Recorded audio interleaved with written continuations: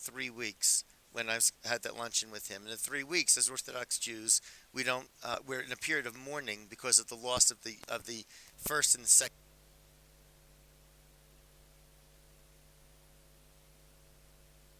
On. Yeah, we're on. Go Okay, ahead. the first and second holy temples in Jerusalem were Right. destroyed. One around about 340 BCE, and the other one around 70 AD. So I had I had received from a rabbi who is a Jewish law expert a rabbinical dispensation to get my hair cut and get a shave before the meeting with Rand Paul, because I don't want to present. You want to look your best. And for 3 weeks with no shaving and no haircut, I look a little unkempt. It's not the impression I would necessarily want to give. But as I thought about it, we got about 2 days before the meeting. I said, you know what? Let him see that about 600 to 700 years before Muhammad was ever born, let alone the Islamic religion was ever created, but about 600 years before he was ever born, we started mourning the loss of our second temple, And still do it today. and still do it today. Excellent. So that's what I did, and in that little luncheon I had with Rand, I have a picture of him holding a book by a rabbi in Lakewood, Rav Shimon Eider, on the Jewish laws of the 3 weeks. And I also brought two coins along that I have. One is a coin where the Jewish rebellion of Bar Kokhba, which I think was around the year 130 or so, they would take Roman coins and they would stamp on the Roman coins their Jewish symbols Right. as a rebellion. One of the coins shows a picture of the Second Holy Temple. You look on coins, you have pictures of things there, and it was crude coinage. They used crude coinage technology in those days, but you see the columns of the roof of the Second Temple on the coin, and inside is the Aron Kodesh, the Holy Ark. And I pointed out to Rand Paul. I said, so this is the year around the year 130, which is again 500 years before Muhammad was ever born. And here we are in the land of Israel, and that ark you see is from the Raiders of the Lost Ark. That's the ark. The second coin, right? Then I flipped over the coin, and we have symbols from our holiday of Sukkot there, and I Right. explained to him all about that.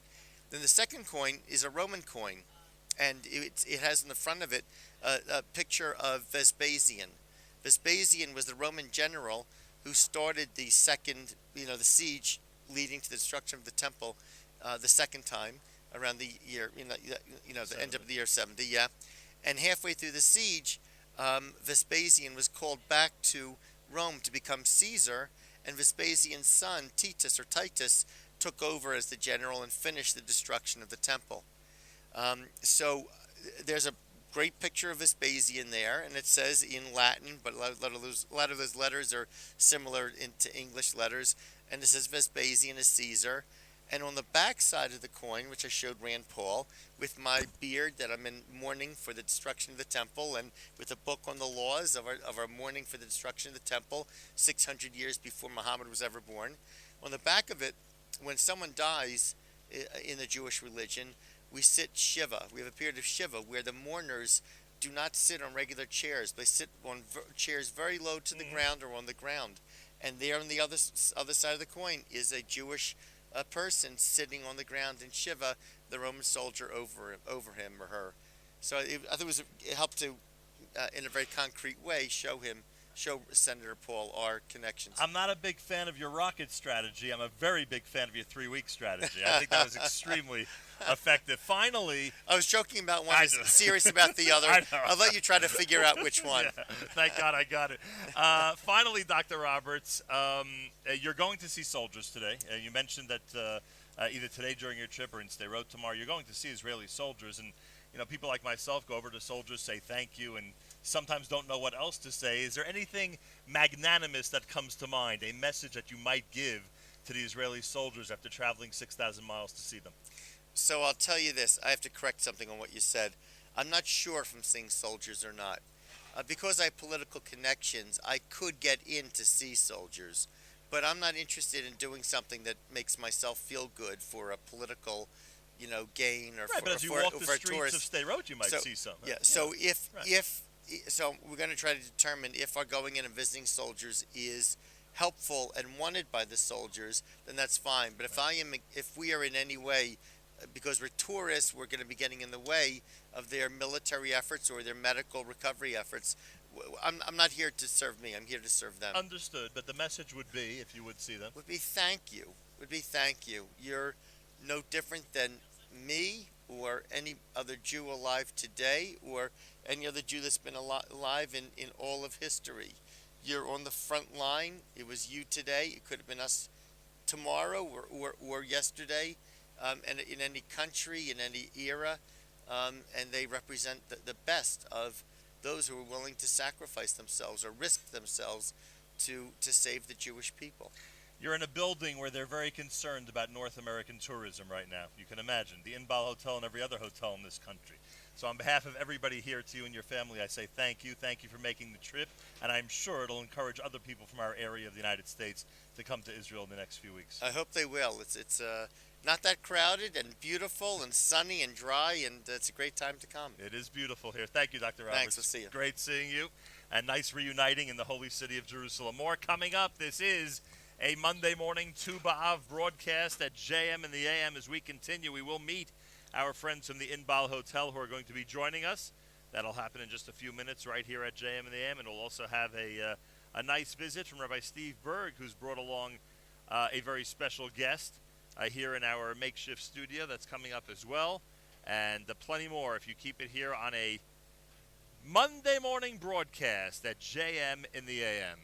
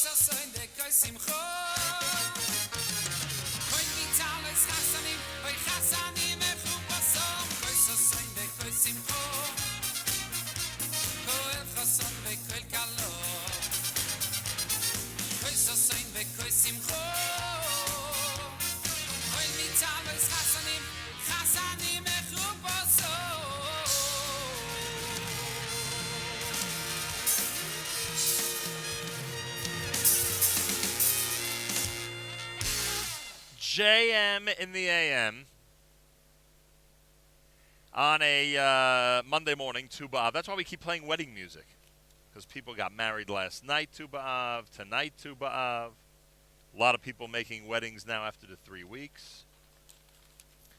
You know how it is. By the way, Simon left already. I wanted to say good morning to Simon Jacob. He's one of the people that has made this trip absolutely amazing for us. Dr. Joe already left last night. He was also an amazing person for us this trip, and Simon is leaving later this morning, so I thank him for everything. He was here taking some pictures. If he's not participating in the program, he's got a camera in his hand. Simple as that. And, Rabbi Sharbat also left with Joe last night. And I thank Rabbi Nate Siegel, my nephew Shlomo, who were here as well. Big thank you to PC Guy. Rabbi Berg couldn't believe it that he met the PC Guy. He was ecstatic. Amazing. There you go. Rabbi Berg is here. thepcguy.co.il, thepcguy.co.il. Number one when it comes to PC repair, even from thousands of miles away. We've acknowledged that a million times here on this radio program. And I remind you that Mayor Weingarten is coming up with the Israel show at 9 o'clock this morning, right after JM and the AM on the stream at jmandtheam.org. Make sure to be tuned into the Nachum Siegel Network. Rabbi Steve Berg, of course, Simon Wiesenthal Center. He is here in Jerusalem. A pleasure to welcome you here. Thank you so much. Thank you for being here. Simon Wiesenthal Center does have some big plans for this city. Oh, very big. Yeah. Update at this point? Or? Big time construction. Yeah, we're less than 2 years away from the grand opening of our third museum right here in the heart of Yerushalayim. And is there anything we could see at this point? Like, would the average passerby know what's going on? Yeah, not? I mean, you walk by, there's constant construction going on now, and it's right behind the plaza, kind of between the plaza and David Citadel, in front of the Waldorf, right there. Huge construction project. We'll have a 1,000-person amphitheater there. I mean, it's just going to be an amazing place. So it's further down from the park. Right next to I'm Ben looking Yehuda. at the wrong place. Now right. I understand. Kind of at the end, yeah. And that whole area is going to be this incredible museum. Incredible, yeah. All right, and we'll get more updates, of course, as time goes by. You've brought for us a special guest. Roy Cho is here. It's his first visit to Israel. He's actually going to be on the ballot in September, November? In November? In November in New Jersey. I'm a New Yorker. It all happens in September, you know what I mean? In District Number 5 for the United States Congress, United States House of Representatives. That includes Teaneck and Bergenfield and Fairlawn, towns that are very, very familiar to us here at JM and the AM. Roy Cho, welcome to JM and the AM.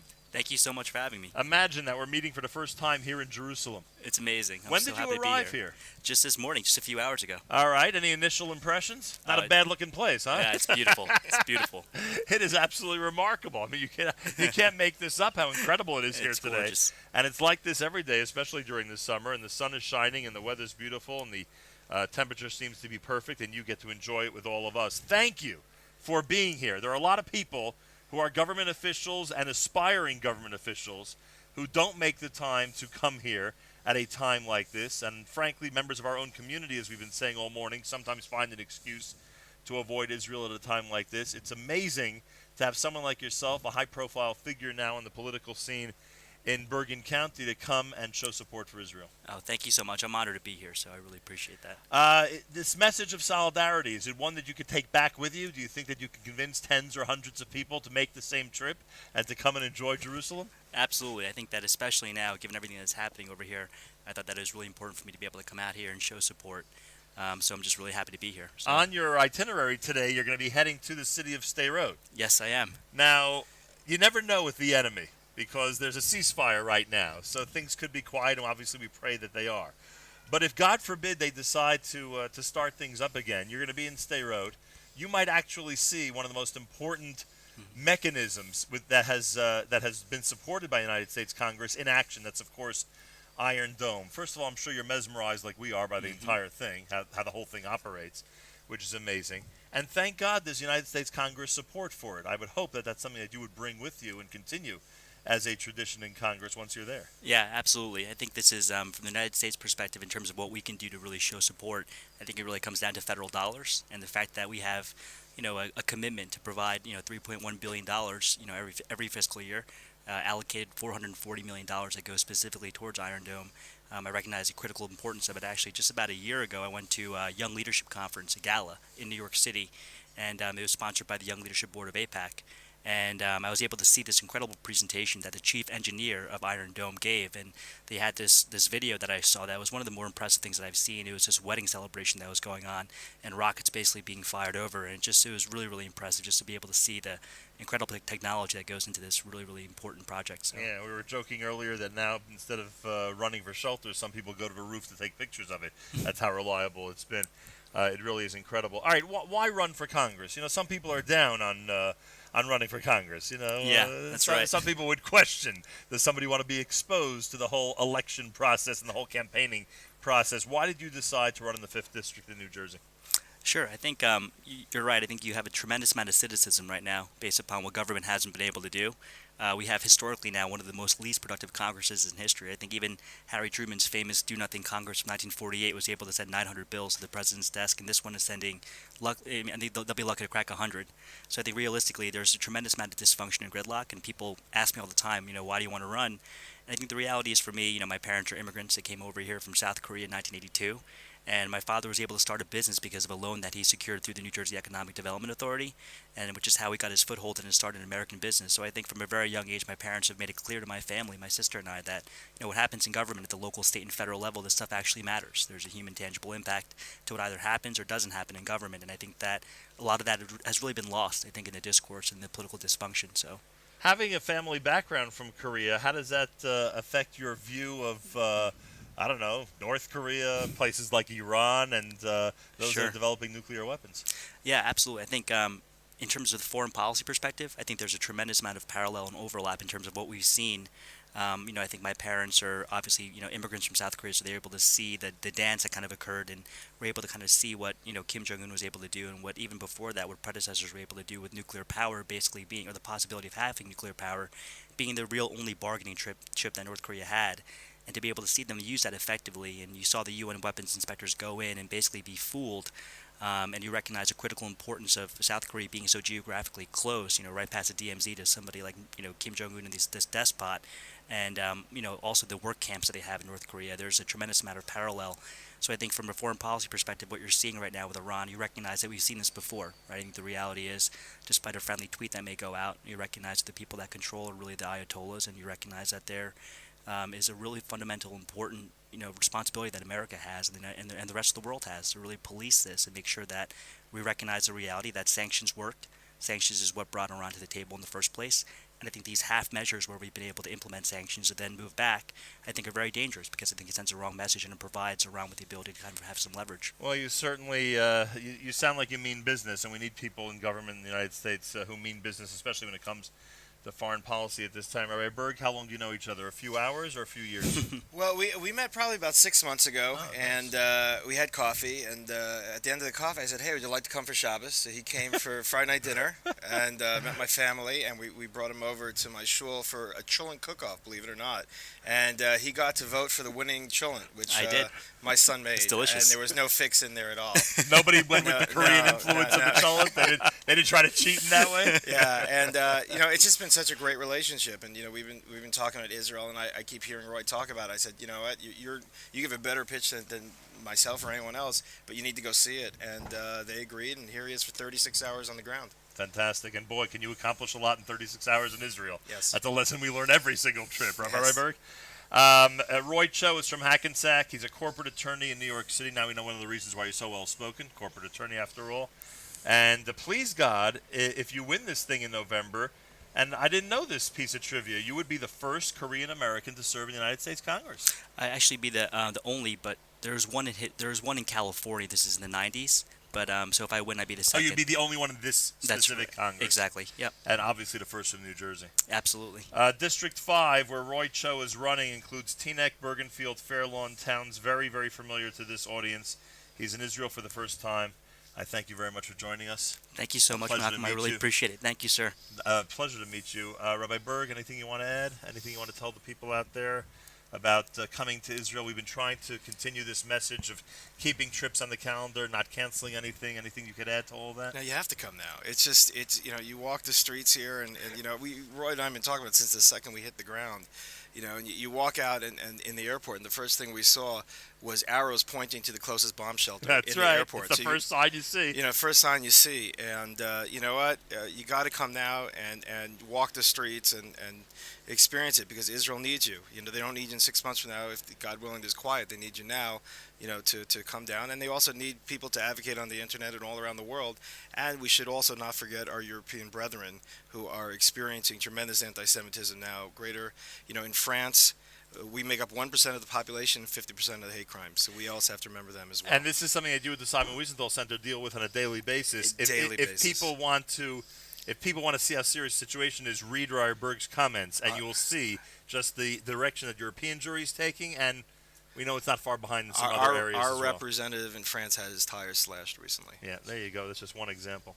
Rabbi Steve Berg, I thank you. Roy Cho, I thank you. It's hour number 2 is complete from the Inbal Hotel, and this is America's one and only Jewish Moments in the Morning radio program, heard on listeners-sponsored WFMU East Orange, WMFU Mount Hope. Rockland County at 91.9 on the FM dial. Round the world on the web, jmtheam.org.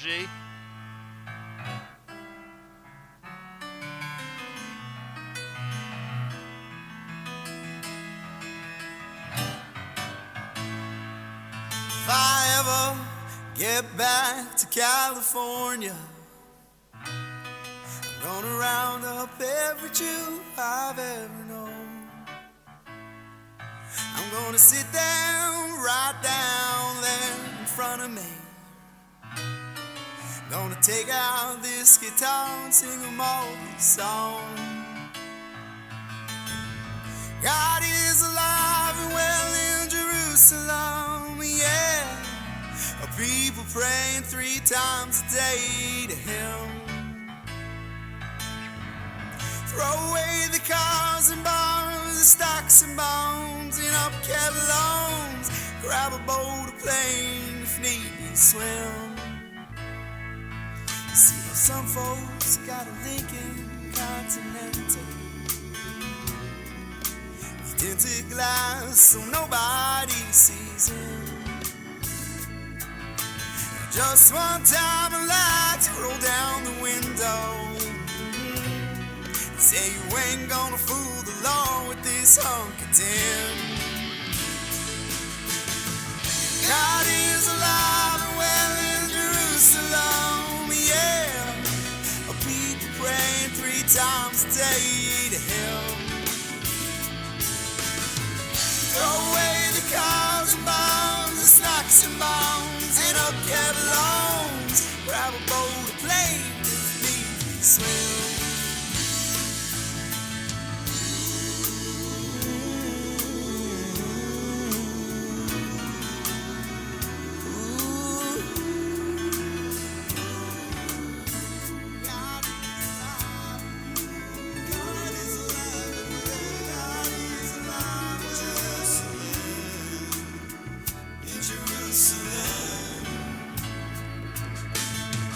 God is alive and well in Jerusalem, yeah. People praying 3 times a day to Him. Throw away the cars and bonds, the stocks and bonds, and upkept loans. Grab a boat or plane if need be, swim. God is alive and well in Jerusalem, yeah. People praying 3 times a day to Him. God is alive. Throw away the cars and bonds, the stocks and bonds, and upkept loans. Grab a boat or plane if need be, swim.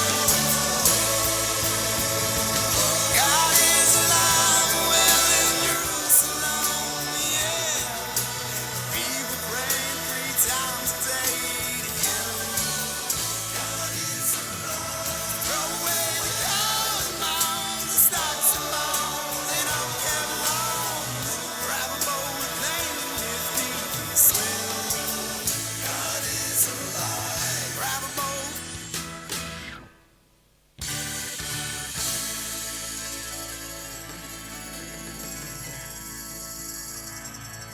JM in the AM. Good morning, everybody. Hour number 3 on this incredible Tu B'Av morning at the Inbal Hotel. We've been telling you all through our journey to Israel that the Inbal has been our incredibly hospitable host. Took us back to the old days. The Inbal and the JM in the AM program go back to an amazing era in the early 2000s when we were working together constantly and encouraging people to come to Israel, stay at the Inbal. So many of our Yeshiva League groups ended up in the Inbal Hotel during January vacation. It was really an amazing era, and I'm proud to say that we were able to replicate that during this trip here today because of the incredible people at the Inbal. A big thank you Tyrone Timsit, the general manager who just stopped by a few moments ago, I thanked him for the hospitality. A big thank you to our longtime friend Joanne Oates, who's been here for quite a while and is always helpful to us when we're in Jerusalem. And a big, big thank you to Alex Herman, who joins me live here on the Mirpeset, on the patio of the 9th floor executive lounge here at the Inbal Hotel. Alex is the vice president of sales and marketing. He has welcomed us with open arms, and we get a chance to discuss this incredible hotel here at JM in the AM. Alex, Boker Tov. Boker Tov to you. Nice to see you. Nice to have you on the air. And boy, is it nice to stay at the Inbal Hotel. We've had an incredible, incredible stay here, and one of the reasons is because of the warm hospitality. Thank you. It's funny. I was joking with somebody that I'm on one of the floors that's been renovated recently. That's absolutely beautiful. Thank you. And it just seems like everything was renovated a few months or a couple of years ago. But apparently, in the hotel business, if you want to stay A1 like you guys are, it's something that has to be done on a constant basis. You know, you're absolutely right. It has to be done all the time, but we have been renovated a few of our floors in the last few months. And a matter of fact, we are renovating another floor those days, which will be renovated and ready before the Chagim. The hotel's business is a market where you need to keep investing. Nevertheless, what the situation is, you need to put money inside and make sure that you're going to be on the top and the leading hotel. That's what we're doing. What are we considering the executive floors now? I Like- see 7 and 8 are executive floors. 7, 8, right? and 9 are executive floors where everything was renovated.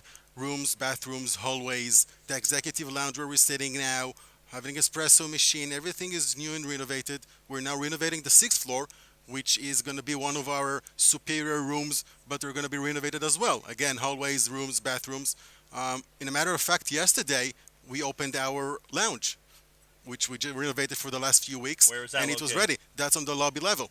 Where you go to the breakfast, Yeah. from today, if you paid attention, it looks totally different. It's all Ah, renovated. Interesting. I got to Yeah. check that out. Yes, please. I hope our guests didn't take too much advantage of the executive lounge. I hope. No, that's They're fine. okay? That's Just fine. checking. Yeah, they should enjoy the view and the food and everything here. Yeah, the view here is absolutely remarkable. People have to see it to believe it. Alex Herman is here at Inbal Hotel here in Jerusalem.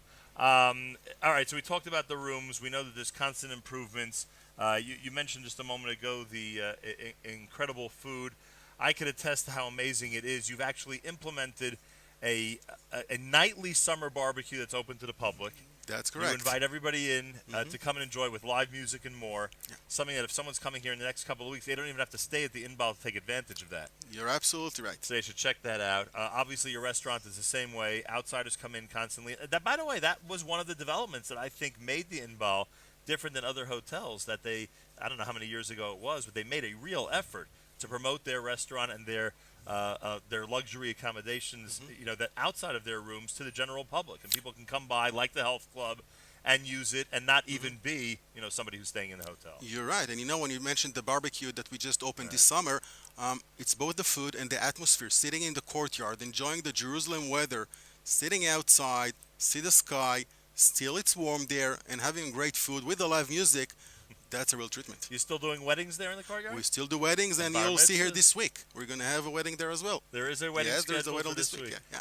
Nothing more beautiful than watching those photos being taken on an afternoon before the wedding. It's just spectacular, I'll tell you that much. I have a story to yesterday. Yes. We had guests come into the hotel, and we saw that one of their requests was to have rooms facing the weddings. Usually people asking for the old city view. That was the means first toward time the I said, courtyard. yeah, they asked specifically to be able to watch the weddings from their room. So, yeah, that's part of the atmosphere here. See, I'm right. It's very exciting when those events take place here. Alex Sherman here, Inbal Hotel. We thank them for their amazing hospitality. Check them out online. Really easy to find them. InbalHotel.com, INBAL Hotel.com. We'll talk about Sukkot in a minute, but do me a favor, Alex. Yeah. Help me yell at the North American Jews. I'm begging you. This is a time where we're trying to convince everybody to keep their trips that are scheduled on the calendar, not to be afraid to come here. We don't want to tell anybody what to do, but we want to give them the correct impression that when they're here, like we are, there's calm, there's beauty, there's peacefulness, and obviously, there's different things they read about in the media, but that's the minor part of the day. It's not what's dominating the day here in Israel. I wish they could see now the breakfast dining room, which is packed with people, Thank a lot God. of North American people sitting there, enjoying, smiling, sitting in the courtyard, enjoying the weather, the sun, watching the old city view. Meaning, that's Israel. Everything is quiet. People are happy. There's no reason why not coming here now. So you're not going to yell as much as I've been yelling. Sorry now. No, you're not going to do that. But No, I'm not. I can tell you, I've been very harsh. I've been very harsh on everybody to keep not only to keep their trips that are scheduled on the calendar, but to try to at least plan a trip to Israel. And with that in mind, we talk about Sukkot. It is one of the most spectacular holidays in the entire country. Yeah. The Inbal has something extra special about Sukkot. I mean, a lot of major hotels, it's a beautiful holiday, but there's something here that just makes it extra special. Describe what that week is like for our listeners. You know, Sukkot for us is tomorrow. It's not a week. It's a project. It's a project we already started working on. First of all, you look around and you see that we have a lot of penthouse suites with huge terraces where families are coming. We're building them their own sukkah. The family coming from all over the world, enjoying the holiday in Jerusalem with the family. When you look at the Sukkot here, we're building like 15 Sukkot. Each one looks different. We have designers who come and stay with us for a week. We already started designing what's going to be the concept for this year. Every year is Every different? year we have different concept. Each Sukkah looks different, and we're changing the design during Sukkot. So it's a huge project. Food-wise, sorry, but we're all coming also for the food. And then I don't want to count how many meals people are going to eat here, and that's a huge project. And you know what? And to that also the atmosphere. People coming from North America, 5 towns, Israel, all over the world. People coming from Europe and staying here. Everyone's staying for about 10 nights, sitting together in the Sukkah, enjoying the Chag in Jerusalem. What can be better than that? And one of the reasons why the Inbal is so overpacked sometimes on Sukkot is because all the people you just described are inviting plenty of guests just to eat. They have a Right. lot of outsiders, guests that they know from the United States, and of course relatives and friends from Israel. They just bring here. So you could have, people who are staying, 8 people to a suite who have 30 people sitting in their sukkah. That's right. People coming with big gangs, all the family, all their friends, all their yeshiva friends. They invite them over for the Chag. Yeah. Early, and there will be a sukkah on the executive There patio, will be a right? Sukkah here Right as well. Yes, absolutely. And one of the things we were talking about was that the workers, they've got to be somewhat fearful of the holiday because there's a lot of work to do in order to prepare. To put up 15 Sukkot with different themes can't be easy. But it's fun. I hope It's so. still fun. Yeah. I hope they all think it's fun. Yeah. Inbalhotel.com is the best way for people to check out what's Yes, going indeed. That's it. on. INBALhotel.com, and this summer is a very, very exciting time to be here. There are festivals happening in Yerushalayim. Most of the major events are carrying on, even with security concerns. It's all taken care of, and Right. most of the major events are happening, so people should come and take advantage of them. Don't think you're going to have to come here and stay all day in the hotel room. There's plenty to do outside. right. And in most of the areas of Israel now, there's free travel, and travel is encouraged to those areas without any problem. There's a lot to do outside. There is plenty to do. And anybody out there who wants information about the hotel could either search online or could be in direct contact with the Inbal and their staff through their phone number. It's very easy to find. And we wish you a wonderful rest of the summer. Thank you very much. We thank you again for your hospitality, and I hope that people will take advantage. Come to your hotel, other hotels, just come to enjoy Jerusalem and the Holy Land. Thank you very much, and you're all welcome. Thank you, Alex. Thank you. Great Pleasure. seeing you, and you have been an amazing host for us, and we thank you for that. Plenty more coming up. It's hour number 3 of a JM in the AM special edition from the Inbal Hotel. We are here on the Mirpeset, the porch of the 9th floor executive lounge. It is one incredible view, one absolutely remarkable place to be. Today is Tu B'Av, and we are celebrating Jerusalem on this 15th of Av right here at JM in the AM. Here's Diaspora on a Monday morning broadcast.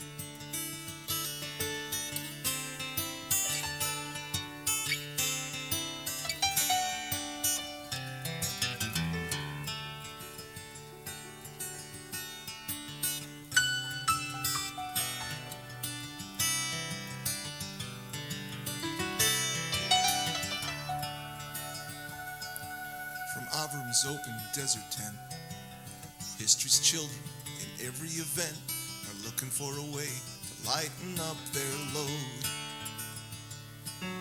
And brighter than the sun you shine, Jerusalem.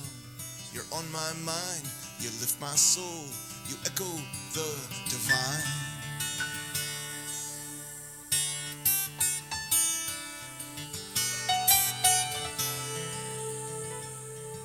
The providence that guides us so that we may teach and all may know the hand that may admonish or reward has given us this holy space, Jerusalem. To you I turn, I trace my steps back to you now again. Jerusalem is calling, Jerusalem is calling. Hear it echo through the canyons of your mind until you reclaim the things you left behind. It's telling you this just might be the time.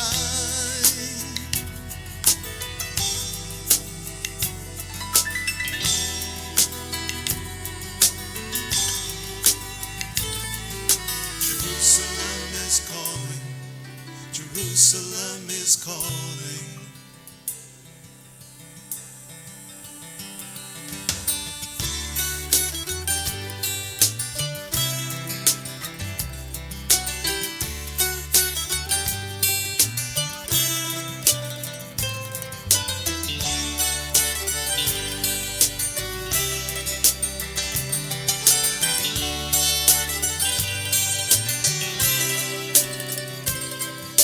There's nothing new, the map is old. It's left here for you to unfold. A note, a memo, drifts down from on high and lands upon foundation stone. The message is, you're not alone. Jerusalem will keep your dream alive. Jerusalem is calling, Jerusalem is calling. Hear it echo through the canyons of your mind until you reclaim the things you've left behind. It's telling you this just might be the time.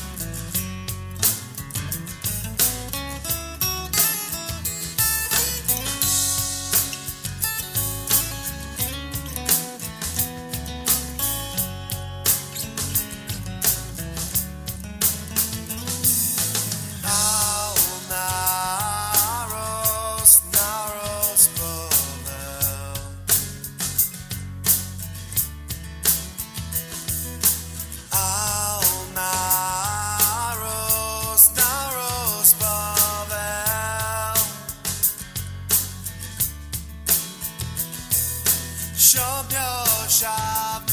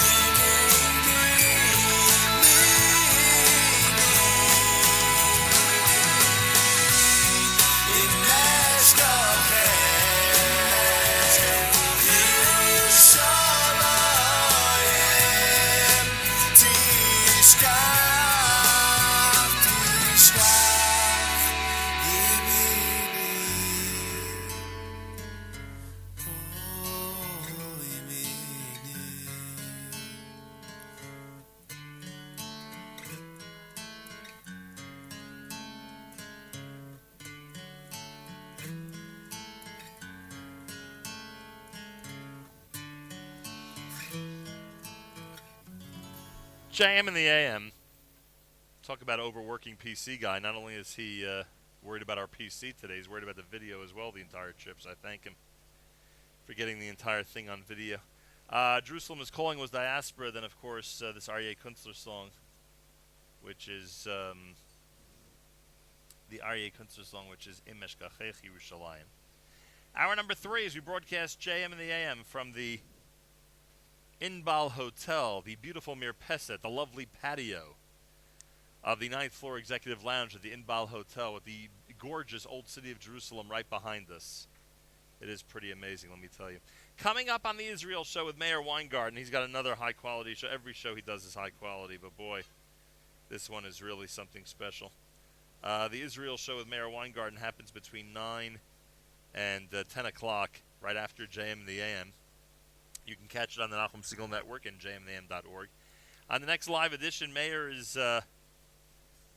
going to be discussing what all of Israel is talking about, the heroism of Eitan. Eitan is the quiet, shy 23-year-old Givati officer who ran into a Hamas tunnel looking for Hadar Golden of blessed memory. Eitan ultimately brought back the evidence that convinced the IDF that Hadar was dead. Meir will share the story and audio clips of an interview with Eitan. Australia and Canada seem to be Israel's best allies these days. Listen to commentary by an Australian broadcaster analyzing the Gaza situation. There'll be 2 musical debuts between 9 and 10 this morning. Aaron Razel's brand new version of Nachamu Ami and Atah Hamifaked Shali, You Are My Commander, written by Yom Kippur war hero Avigdor Kehalani in honor of his 70th birthday. And Meir will also replay the haunting song 20,000 People in memory of all the lone soldiers, and specifically in memory of lone soldier Sean Carmeli, those lone soldiers, of course, that have given their life, and Sean Carmeli, and add in the usual mix of great Israeli music. So right after JM and the AM is when you'll hear all of this on the Nachum Segal Network. Make sure to be tuned in and leave your app, your Nachum Segal Network app, and your stream where it is, so you can catch the Israel show with Meir Weingarten. It's going to be unbelievable. Miriam El Wallach is here on this Tu B'Av. Happy Tu B'Av to you. Thank you, sir. Mazel Tov to all the Chatanim and Kalot out there. Mazal Tov. Big wedding season now from Shabbos Nachamu until, I don't know, Rosh Hashanah, I guess. Oh, yeah? I don't think anybody's getting married Erev Rosh Hashanah, but a Okay. few days before that. I wouldn't mind. I have some weddings coming up at the end of August. You do? Yeah. I got nothing. Anybody want to invite me, that's fine, but right now I got nothing. coming up at the end of August. You brought the invitations with you. Yeah, they're sitting Okay. here. They're sitting here in the community calendar. They're in the community calendar. Yeah. Okay. Does that mean the entire community is invited? It means that it's the best place for me to remember what There the we invitation is. go. Okay. All right, you want to do for us a little Tu B'Av Yep. song, please? I'm going to cue it now. Yes, Lenny Solomon, Schlock Rock. His words about Tu B'Av at JM and the AM.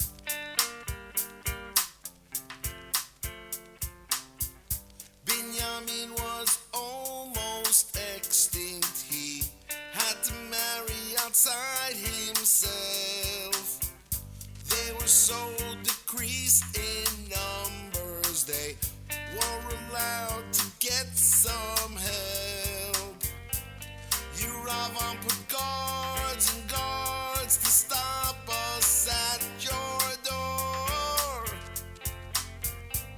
Each year we tried 3 times, but now we go once more. They all reclined there after Shabbat day. Now there'd be mourning for the 15K. Forgave us all, spoke to Moses a while. We made a feast to celebrate in style. Was on Tu B'Av. Was on Tu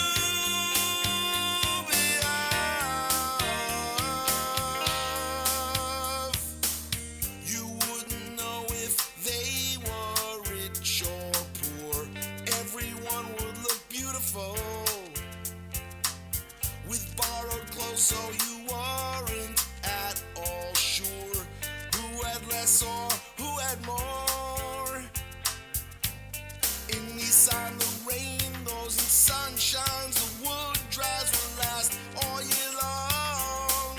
Yeah, my mitzvah's done and my axes are broken. Now the sun declines, must learn more. Yeah, they all recline there after Shabbat day. Now there'd be mourning for the 15K.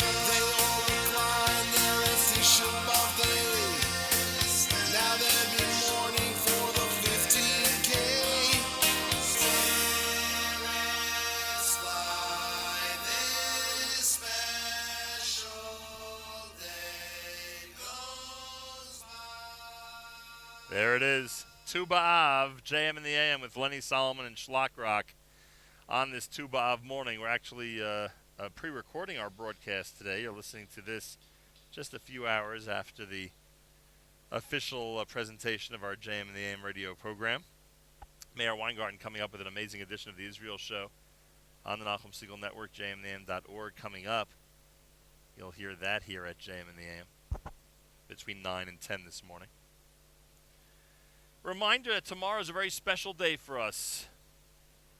Nefesh B'Nefesh. We're going to be greeting 330 Olim, an amazing jumbo jet full of people with 108 lone soldiers and an incredible array of Jewish families from North America who are making Aliyah, who have decided during the summer of 2014, as difficult as this summer may have been for some people, they've decided to come now to the Holy Land, express their support in the most direct way possible by moving to Israel. We'll be there at the airport tomorrow morning. You'll hear the show in its regular time slot. We'll be pre-recording the show from the airport as the plane lands, as the people come off the plane, head into the old terminal. Whatever ceremony there is, and we know that it likely will not be as elaborate as some of the ceremonies have been over the last few years, actually since the beginning of Nefesh B'Nefesh.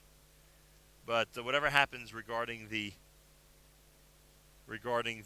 ceremony tomorrow, we will be there to celebrate. We'll be there to acknowledge the incredible accomplishment of the folks who are landing, young and old, and we'll be there to speak with them. I'm sure we'll get some great stories.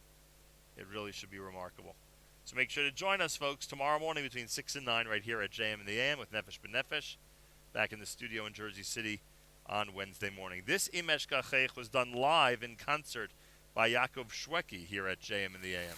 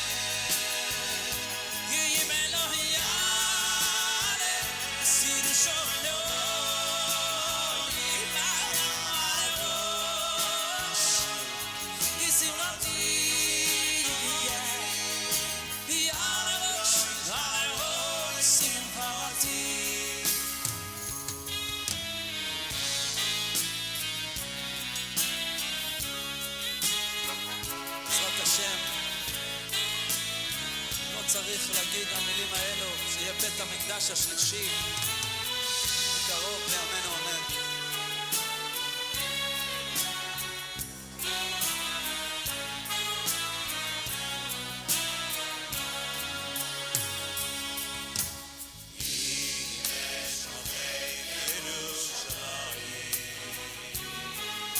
Sing along, Kesaria, let me hear it.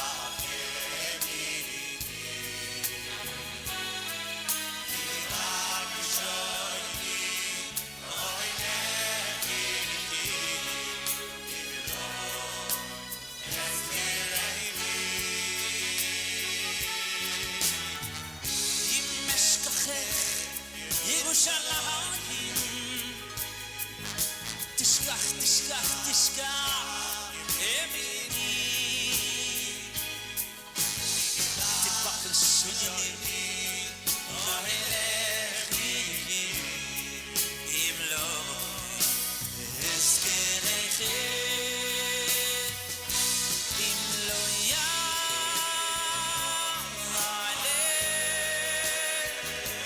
Im lo Ya'ale Sinu Sholom